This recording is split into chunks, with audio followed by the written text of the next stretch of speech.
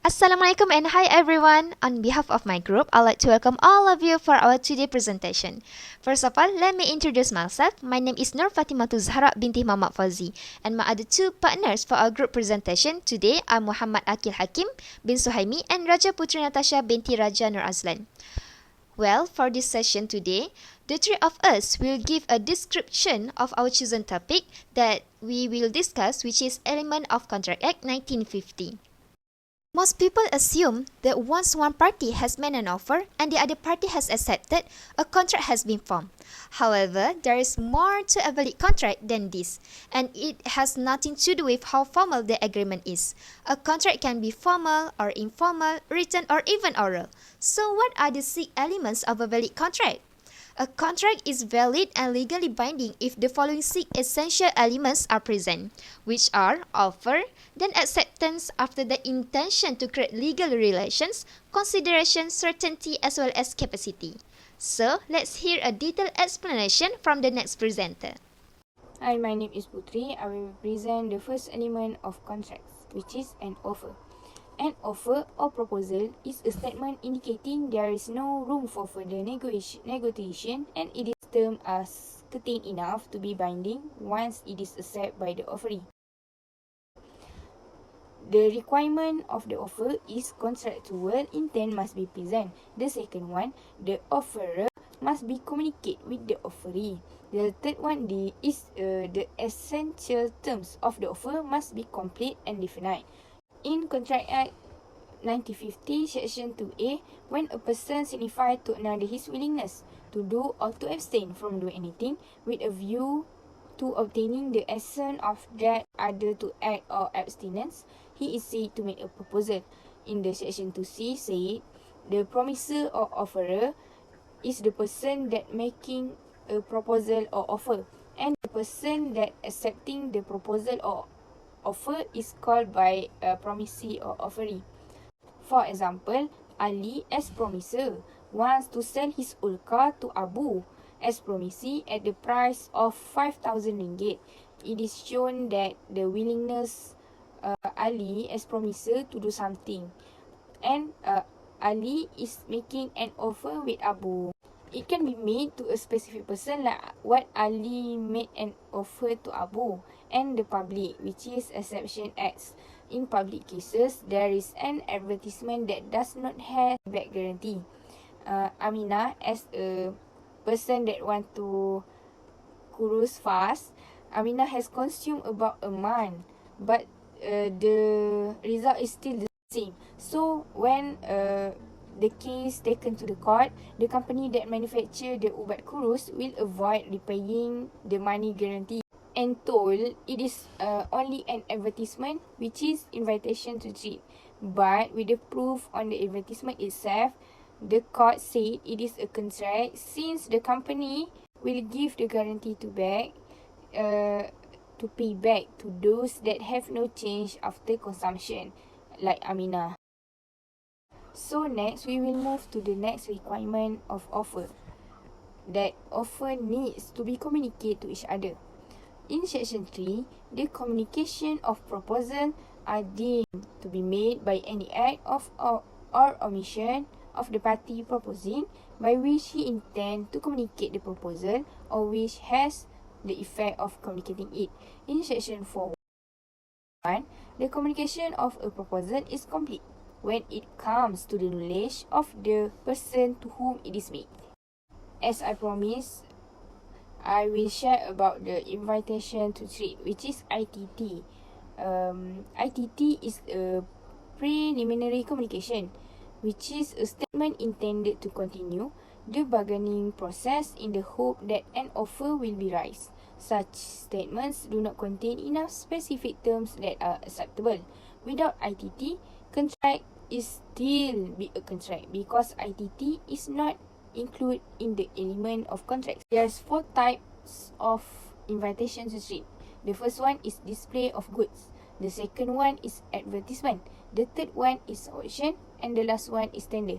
So we will go one by one. The first one is display of goods. Display of goods is when we want to buy something in a shop, Then we want to pay the display of goods at the counter. So when we pay the display of goods at the counter, we just start the offer, and it is up to the cashier either want to accept or decline our offer. We can't sue the shop because decline our offer, since it is just an invitation to trade. So the next one is advertisement. The example of the advertisement is an interview ads that hiring engineering employees without any agreements, guarantees or awards to the interviewer, as there is clearly no unequivocal display of contractual intent. The reasonable person will recognize that the individual who placed that advertisement never intend to do a contract with everybody who respond to the advertising. That is called the invitation to trade on advertising. So the third one is the auction. As a general rule, an auctioneer will inviting to bid, and the invitation to trade is made. The auction will be offered when the bidder accept the bidding price, and accepted when no one wants to bid the bidding price, and when the auctioneer announce its completion. Plain VKIF. So the last one is tender. The general rule is that where a person or a company invite tenders for a particular project, like joint tender on school canteen, so the invitation to tender amount only to an ITT, invitation to trade, and each tender is an offer by Spender v. Harding. Alright, now we are going to see the second elements of contract which are needed to make an enforceable contract, which is acceptance. In section 2 subsection B, it says, when the person to whom the proposal is made signifies his assent thereto, the proposal is said to be accepted. A proposal, when accepted, becomes a promise. In order to convert proposal into a promise, the acceptance must be absolute. As said in section 7, in order to convert a proposal into a promise, the acceptance must be absolute and unqualified. Okay? For example, we have one example here, which is in the case of height versus range 1814. The facts of height versus range is the defendant, Mr. Range, offered to sell the farm he owned to the complainant, Mr. Hyde. He offered to sell the property for 1,200 euro. But this was declined by Mr. Hyde. The defendant decided to write a complaint with another offer, but this time to sell the farm to him for 1,000. He made it clear that this would be his final offer regarding the property. In response, Mr. Hyde offered 950 for the farm in his letter. This was refused by Mr. Range, and he confirmed that he confirmed this with the complaint. Mr. Hyde then agreed to buy the farm for 1,000, which was the sum that had previously been offered. However, Mr. Range refused to sell his farm. So the decision of the court is, the court dismissed the claim and held that there was no binding contract for the farm between Mr. Hyde and Mr. Range. It was stated that when a counter offer is made, this supersedes and destroys the original offer. This original offer is no longer available or on the table. In this case, when Mr. Hyde offered 950, he cancelled the 1,000 offer and could not backtrack and accept. Why? Because the acceptance is not absolute. There is counter offer being made. Next, we're going to look at the general rules of communication of acceptance. In section 4 subsection 1, it says, the communication of a proposal is complete when it comes to the knowledge of the person to whom it is made. So, me as a promisee and you as a promisor, me as a promisor and you as a promisee. So, once you know what I offer and you accept what I offer, it comes to the knowledge, then the proposal is complete. We need to look at the acceptance for the general rules. We got two, which is for the postal rule and the telegram. One, okay, The first situation is when A proposed by letter to sell a house to B at a certain price. The communication of the proposal is complete when B received the letter. The next situation in postal rule is when B accepts A proposal by a letter sent by post. The communication of the acceptance is complete as against A when the letter is posted. Once you put the letter in the post box, the communication of the acceptance is complete against A, as against B when the letter is received by A. Okay? So next we're moving to the telegram. Okay, the first situation in telegram is to revoke proposal by telegram. A revocation is complete as against A when the telegram is dispatched. It is complete as against B when B receives it. And the last situation, when B revoked his acceptance by telegram. B's revocation is complete as against B when the telegram is dispatched, and as against A when it reached him. Thank you, Aqeel, for the explanation of acceptance. Now we move to the intention to create legal relations. As we know, every contract is an agreement, but not all agreement is a contract. The parties to the agreement must intend the agreement to be legally enforceable. In deciding whether or not the second requirement is satisfied, the court looks at the conduct of the parties from the perspective of an objective observer and asks whether the parties were behaving in a way that indicated that they intended the agreement to be legally enforceable. In short, for the definition of the intention to create legal relation is the intention of the contract's parties to be bound by law with legal consequences to sue or to be sued in the case of failure to perform. While in applying the objective test, the courts have traditionally made two important presumptions with two categories of intention, which are, for the first is social, domestic and family agreement, and the second is commercial and business agreements. Firstly, if the agreement was made in a social or domestic context, the court will presume that the agreement was not intended to be a contract or legally enforceable, and instead was simply intended to be a friendly arrangement. The example cases are Balfour v. Balfour, 1919, and Wakeling v. Ripley, 1951. In the case of Balfour v. Balfour, here, Mr. Balfour is a husband who always gives a monthly sum to his wife, Mrs. Balfour. So at one time, Mr. Balfour stopped giving the sum monthly to Mrs. Balfour. So his wife sued Mr. Balfour for breach of contract. But here, the court decision is what happened to Mr. and Mrs. Balfour is only the agreement between husband and wife, and it includes in domestic and family arrangements. So, the presumption therefore that was not intended to be legally enforceable. Next, if the agreement is made in commercial or business context, the court will presume that it was intended to be legally enforceable. So this agreement is about the legal contract between customers or with another business. But a promise made to customers in a business context will not be enforceable if the promiser can show that the promise was clearly not intended to be taken seriously by customers. And for the example case is Carly v. Carbolic Smoke Ball Company.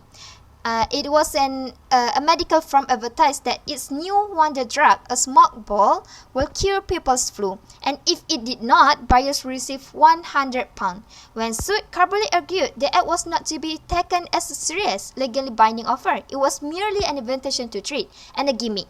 But the Court of Appeal had that it will appear to a reasonable man that Carbolic had made a serious offer. Now we move to the next presenter for another element of contract. So, we go to the fourth element of contracts, which is consideration. What is consideration? Consideration is something that must be provided by each of the parties in order to make a binding contract, which is exchange between the parties. So, I will give the example that will be easy for us to understand. I will give the same example on the offer that Ali want to sell Abu his car. So, in this case, Abu accepted Ali offer on his old car at the 5,000 ringgit. And Abu pay Ali 5,000 ringgit lump sum. In the section 26, as a general rule, an agreement without consideration is a void. In Section 7D, Contract Act 1950, when, at the desire of the promisor, the promisee, or any other person has done, or abstained from doing, or does, or abstain from doing, or promises to do, or to abstain from doing something, such act or abstinence or promise is called a consideration for the promise. So, I will share to all of you the 3 types of consideration. The first one is executory, which is the act that be done in future. The next one is execute. Execute is the past tense of the executory, which is the promise for an act. Promisee does an act in return for the promiser promise. So the last one is past consideration, which is act come first, promise come later. So I will discuss with you one by one. First one is executory, which is that be done in future. To be easiest to understand, executory is the be done in future. So the first one is promise to do something like what? Which is Ali promised to sell his car to Abu at the price of 5,000 ringgit. As the second, promise to refrain from doing something. Like Abu promised to pay 5,000 ringgit to Ali in change to get the car. The last promise to pay money to other contracting party, which is Abu pay 5,000 ringgit Malaysia to Ali and Abu receive the car. So the next one is execute. Execute, which is promisee does an act in return for the promiser promise. So I will give you the situation. A lost her cat. So A offer 1,000 ringgit reward for those who finds her cat, because that is her favorite cat. So B, unfortunately, B found A's cat and received 1K from A. So the last types of consideration, which is past consideration, that can be defined as acts come first and promise come later. The same situation about cat. A lose his cat and then B find A's cat and want to find the owner of the cat, which is A. A feel grateful that B found his cat and want to thanks B by giving B some money. So it is the what we call act come first and promise come later. In section 26B, an agreement made without consideration is a void unless it is a promise to compensate wholly or in part a person who has already voluntarily done something for the promiser or something which the promiser was legally compellable to do. The next one is consideration need not move from the promisee. In section 2D, Contract Act 1950, a party to an agreement can enforce the promise even if himself have no given no consideration, as long as somebody else has done too. We can refer this situation on Venkata Chinaya v Venkata Ramaya cases. Thank you. Alright, now we are going to look at the next element of contract, which is certainty. Now, agreement void for uncertainty. In section 30, it says, agreement, the meaning of which is not certain or capable of being made certain, are void, which means an agreement without a certain meanings are void and not enforceable in the court. Okay, there are several synonyms of uncertainty. I will give you 5. The first one, which is unclear. An example of unclear is, I sell to you my house for 500 ringgit or 600 ringgit. There is the word or, which made the sentence, which made the meaning is uncertain. Are we going to pay 500 or 600 ringgit? It is unclear. Next is vague. Third is incomplete, uncertainty. Fourth is ambiguity. And last is blurred. These all 5 uncertainty cannot make a enforceable contract, and and with all this uncertainty, the contract made will be void. There is no contract made at all. Okay, I will give you an example of case law from Karupan Chetty versus Swatian on 1916. The contract was allow one of the parties to rent a premise for $35 a month as long as he likes. Can you see that word? As long as he likes. The contract was held void. Why? Because there was uncertainty as to how long be as long as he likes. Now, we focus on the last element of contract law, which is capacity, and it means a person's legal ability to enter into a contract. In Section 10(1) of Contract Act 1950, all agreements are contracts if they are made by the free consent of parties competent to contract for a lawful consideration and with a lawful object, and are not hereby expressly declared to be void. So, what is the meaning of competent and capable person in this contract? Contract Act 1950, Section 11 states that every person is competent to contract who is of the age of majority according to the law which he is subject, and who is of sound mind and is not disqualified from contracting by any law to which he is subject. To best explain who can make a contract is who is not categorized in these three groups, which are minors, mentally disabled, and bankruptcy. Minors is a person who is under the age of 18, while mental disability is disability that reduces a person's intellectual ability as a result of a brain injury either directly or implicitly. Next, the person who can't enter into a contract is the person who faces the bankruptcy. Bankruptcy is a court action taken against an individual or company who is unable to pay their debts. But there are exceptions from Section 11. There are circumstances that allow minor to enter into a valid contract.